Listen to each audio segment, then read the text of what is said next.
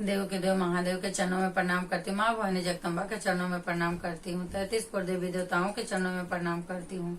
3 सुध बताने वाले हरिंदर भैया नीलम दीदी के चरणों में प्रणाम करती हूँ। सभी गुरु भाई सभी गुरु बहना के चरणों में प्रणाम करती हूँ। महादेव मेरा प्रणाम स्वीकार करे, स्वीकार करे, स्वीकार करे नाथ। तो गुरु भाई गुरु बहना, मैं आज कथा कहने जा रही हूँ। एक लड़की की कथा है। वो लड़की जो है शिव शिष्या है और अपने माता पिता के साथ वो लड़की रहती है।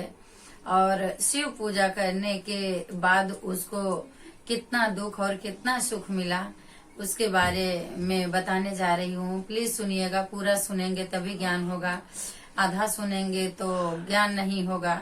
इसके लिए पूरी कथा सुनिएगा। एक गांव में एक आदमी अपनी पत्नी के साथ रहते थे। आदमी जो है सर्विस नौकरी वाले थे, पैसे वाले थे और अपनी पत्नी के साथ रहते थे। कुछ दिन बीता तो उनको एक सुंदर लड़की पैदा हुई। सुंदर लड़की पैदा हुई। लड़की को पैदा होने के कुछ दिन बाद में जो है उनकी पत्नी का स्वर्गवास हो गया। उनकी पत्नी खत्म हो गई। फिर वो अकेले बचे और बच्ची को देखना और संभालना, अपना खुद का ख्याल रखना नहीं कर पा रहे थे। तो गांव वाले बोले कि भाई आप अपनी शादी कर लो और आपकी पत्नी आपकी बेटी की देखभाल करेंगी। तो लड़की सुनती थी, सब बोलते थे तो लड़की ये बात सुनती थी। तो लड़की बोली कि अपने पिताजी से, पिताजी आप शादी क्यों नहीं कर लेते, मुझे भी संभालने के लिए माँ हो जाएगी, मुझे भी देखेगी और आपका भी ख्याल रखेगी, आप अपनी शादी कर लो। तो पिताजी बोले कि बेटा मैं शादी कर लूंगा तो तुम्हारे लिए सौतेली माँ हो जाएगी और तुम्हारा ख्याल नहीं रख पाएगी, इसके लिए मैं शादी नहीं करना चाहता हूँ। तो लड़की बोली नहीं पिताजी ऐसा नहीं होगा, माँ तो माँ होती है ना, आप कीजिए शादी, मुझे कुछ दिक्कत नहीं है। जब भी लड़की बोली तभी उनके पिताजी बोले कि ठीक है। फिर उनके पिताजी अपनी शादी कर लिए। जब भी शादी करके उनके पिताजी दूसरी औरत घर पे लाए और अभी ये बच्ची छोटी है। जब भी पिताजी सुबह अपने काम के लिए चले जाते थे, अभी पिताजी तो फ्री हो गए कि कोई देखने वाला बच्ची को आ गया है। जब भी पिताजी अपने काम पे चले जाते हैं तभी सौतेली माँ इस लड़की को अच्छे से देखती नहीं थी और जो उसको करने लायक है वो सब काम उससे घर का करवाने लगी। और इसके पिताजी इसका नाम भी डाले थे पढ़ने के लिए, तो वो पढ़ने जाने के लिए भी रोकने लगी और घर का सारा काम अपनी बीमारी का बहाना कर करके लड़की को घर पे रखने लगे। तो लड़की बहुत दयालु थी, उसको क्या ज्ञान, बच्ची तो बच्ची है। माँ बोल देती थी तबीयत ठीक नहीं है तो वो भी रुक जाती थी कि माँ की तबीयत ठीक नहीं है, लेकिन बच्ची पढ़ने में होशियार थी, बच्ची पढ़ रही थी। धीरे धीरे बच्ची सयान हुई और उसकी माँ ने उसके पिताजी से बोल के उसकी पढ़ाई भी छुड़वा दी। बोली नहीं तुम इसको स्कूल नहीं भेजोगे, ये पढ़ेगी नहीं, आप इसको क्यों स्कूल भेज रहे हैं, अभी बड़ी हो गई है। तो उसके पिताजी बोले कि नहीं अभी इसको पढ़ाई करना है, इसकी पढ़ने की उम्र है, इसको पढ़ाना है। तो माँ बोली नहीं मेरी तबीयत ठीक नहीं रहती है, ये घर पे रहेगी। और उस औरत को भी कुछ दिन में लड़का पैदा हुआ तो लड़का भी उसी लड़की के साथ रहने लगा। तो उसकी माँ जो सौतेली माँ थी, सौतेली बेटी के पास जाने नहीं देती थी और अपनी बेटी से इसका सारा काम करवाती थी। उसको कहाँ ले जाना है, क्या चाहिए क्या नहीं चाहिए, अपने बेटे को कैसे रखना, अच्छा ख्याल रखती थी और इस बेटी का ख्याल नहीं रखती थी। अभी बेटी धीरे धीरे सयान हो गई है और इसको बहुत दुख देने लगी, बहुत सताने लगी, खाने के लिए भी मारने लगी। खुद जैसी थी वैसे ही बेटे को बनाई। बोली तेरी अपनी बहन नहीं, सौतेली बहन है, ये अच्छी नहीं है, अगर ये किधर चली जाएगी तो हम ही लोग रहेंगे तो अच्छे से रहेंगे। तभी उसके लड़की के साथ अत्याचार करने लगी और वो लड़की जो है उसको ज्ञान हुआ बड़ी हुई तो ज्ञान हुआ। वो लड़की तभी छुप छुप के रोती थी, जब भी उसको तकलीफ देती थी, घर का सारा काम करवाती थी तो लड़की को बहुत तकलीफ होता था। लड़की छुप छुप के रोने लगी और उसके घर के बाजू में शिव मंदिर था। शिव मंदिर में जाके लड़की पूजा करती थी और रो रो के बाबा भोलेनाथ से अपने दिल की सारी बात बोलती थी। तभी अभी लड़की जब भी अपना सब काम घर का निपटा लेती थी तो मंदिर जरूर जाया करती थी। अब मंदिर जाया करती थी तो उसकी माँ उससे झगड़ा की, बोली नहीं मंदिर नहीं जाना है, डांटने लगी, बोलने लगी, झगड़ने लगी। उसके पिताजी से बोली कि अपने मन की हो गई है, मंदिर जाती है, झूठा झूठा इल्जाम लगाने लगे उस पे। तो उसके पिताजी बोले कि देख बेटा, तू अभी बड़ी हो गई है, बाहर नहीं जाएगी, तू घर पे रहेगी, जो तुझे चाहिए मेरे से बोलना।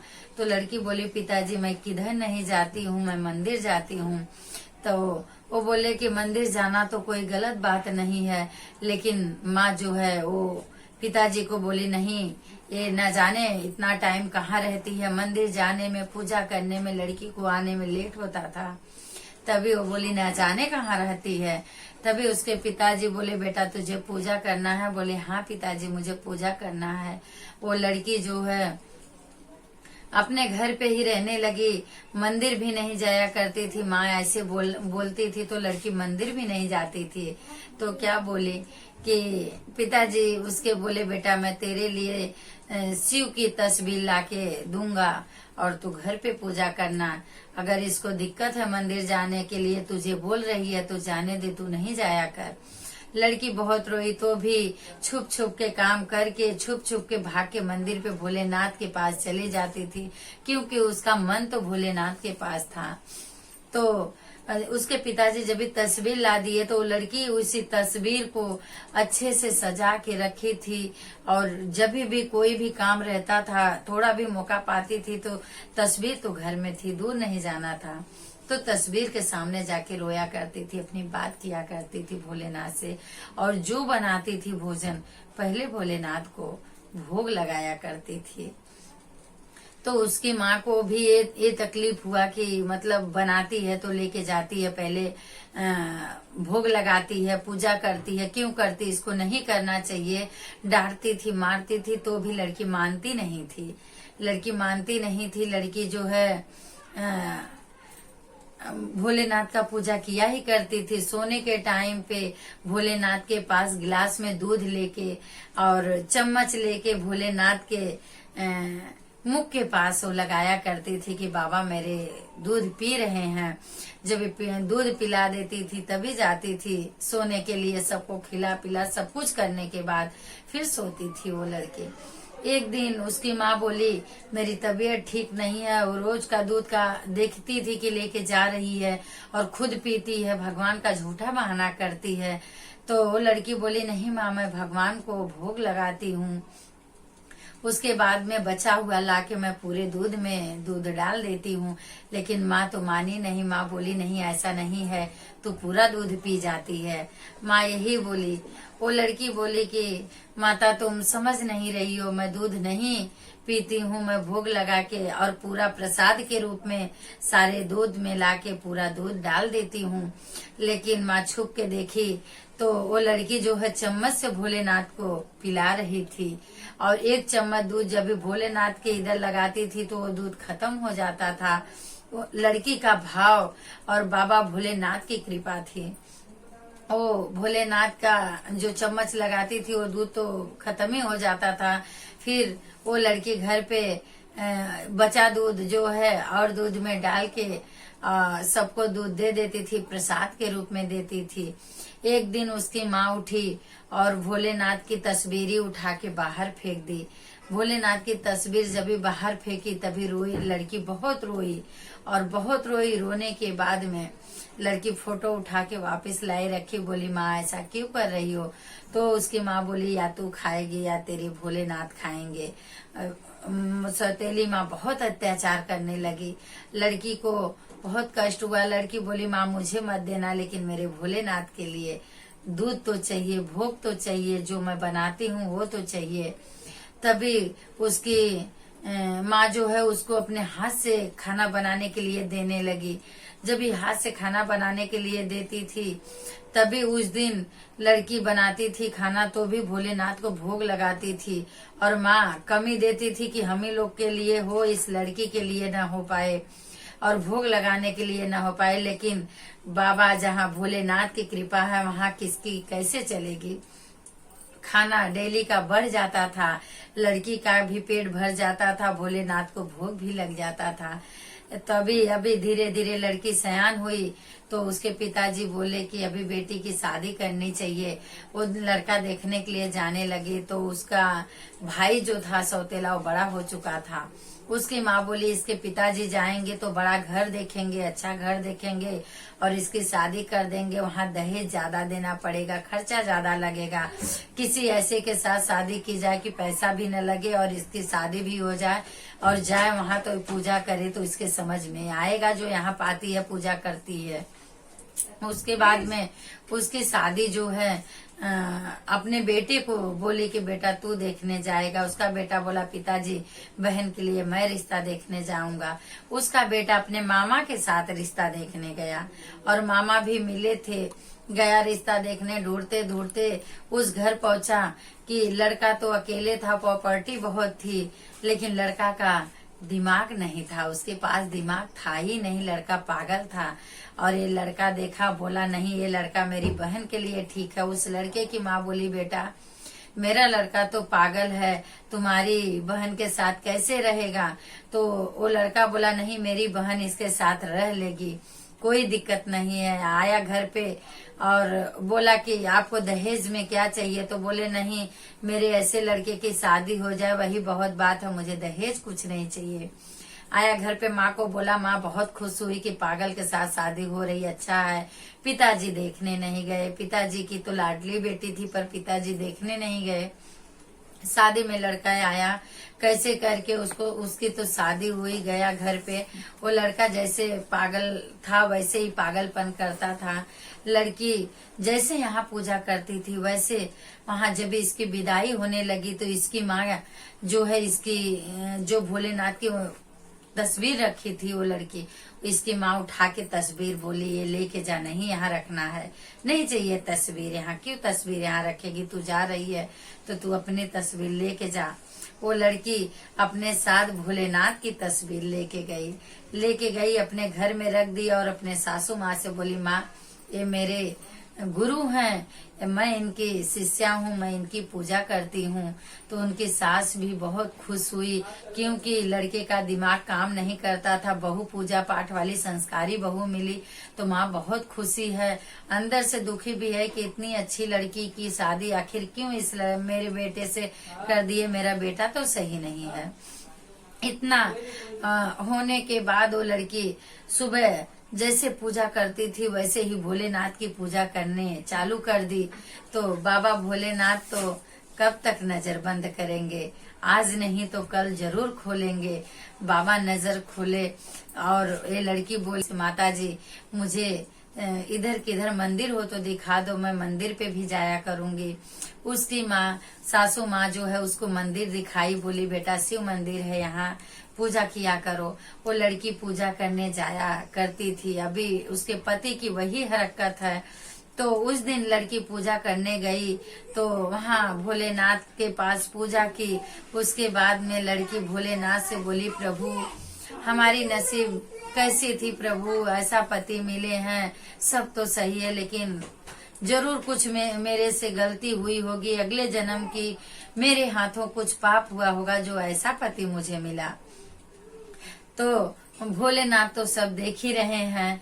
भोलेनाथ एक साधु का रूप पकड़ के और मंदिर के बाहर बैठे हुए थे। वो लड़की अंदर पूजा कर रही है, भोलेनाथ से अपना सारा दुखड़ा रो रो के बता रही है।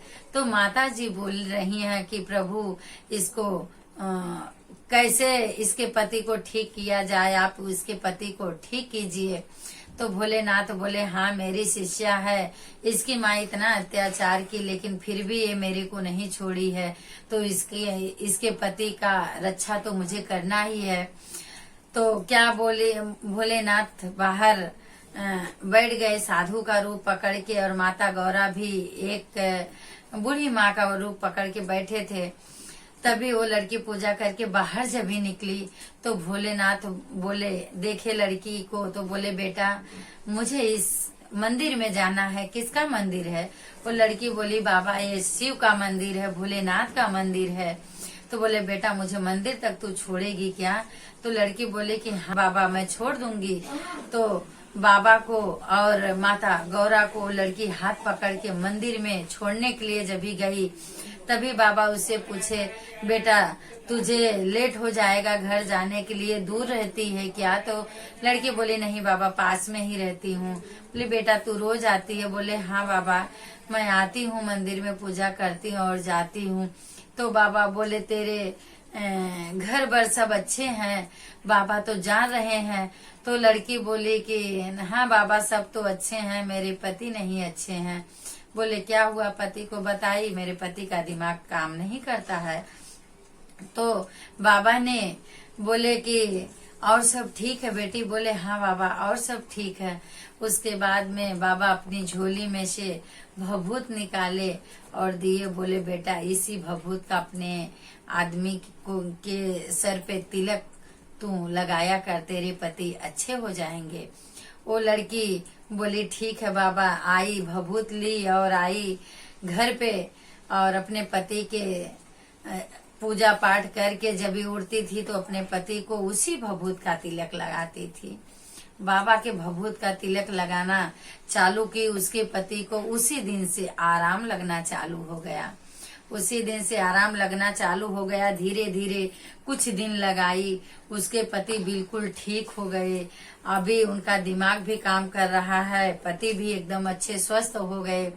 और पत्नी बोली कि सासू माँ से, सासू माँ एक बाबा ने ऐसे ऐसे भभूत दिए हैं और यही मैं इनको तिलक लगाती हूँ, देखो आज अच्छे लग रहे हैं। ऐसे धीरे धीरे वो ठीक होने लगे। तो माँ बोली, बेटा भभूत कहाँ मिला? तभी वो पूरी बात बताई अपनी सास को। उसके बाद उसके पति जब भी अच्छे होने लगे तो उसकी सास और उसके पति और बहू तीनों मंदिर गए और भोलेनाथ की पूजा अर्चना किए। उसके बाद उसके पति भी अच्छे हो गए तो वो भी डेली मंदिर जाया करते थे।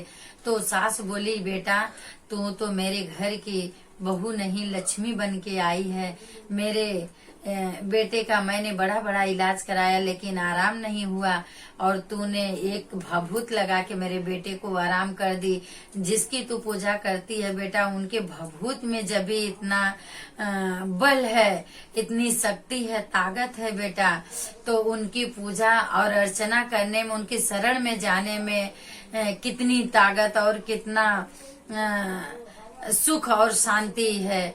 तो वो लड़की बोली, हाँ माता जी मैं शिव की पूजा करती हूँ। तो उसी दिन से उसकी सास भी शिव की शिष्या बनी और शिव की पूजा करने लगे। उसके पति भी शिव की पूजा करने लगे। बाबा भोलेनाथ उनका पूरा परिवार सुखी किए और भोलेनाथ में तीनों प्राणी मिलके बड़े अच्छे से पूजा करने लगे, बाबा की अर्चना करने लगे। भोलेनाथ की उनके परिवार पे कृपा हुई। तो हे भोलेनाथ, जैसे उस लड़की को आपने इतना ज्ञान दिया, दया बरसाया, उनके पति को ठीक किए और उनके पूरे परिवार को शिव भक्ति में लगा दिए बाबा, ऐसे सभी गुरु बहना को, सभी गुरु भाई को, उनके परिवार को, सबको शिव भक्ति में लगाना और दया बरसाना बाबा, सबको उच्च विचार देना, सब पे कृपा करना बाबा। तो बोलिए भोलेनाथ की जय।